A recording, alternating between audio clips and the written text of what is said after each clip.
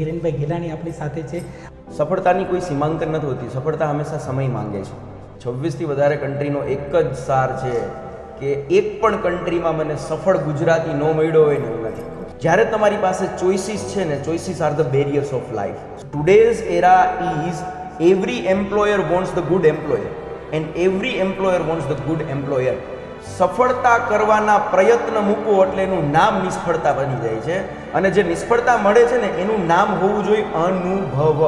પણ એ જ નિષ્ફળતાને લર્નિંગનું નામ આપો ને તો તમારું અર્નિંગ હાઈ થશે. તો P2P અને P2P કન્સેપ્ટ ઉપર માની જે P2P એટલે પટ્ટાવાળાથી પ્રેસિડેન્ટ. કારણ કે મને ખબર છે કે મારે સવારમાં આવીને જો મારો પીયુન નથી આવ્યો તો સાવરણી લઈને બારી નાખવાનું છે, અને મારા ઉપરનો મારો બોસ નથી આવ્યો તો બોસનું ડિસિઝન મારે લેવાનું છે. તો તમારી ઉંમરથી પણ ઘણું સારું કામ કરેલા માણસો છે.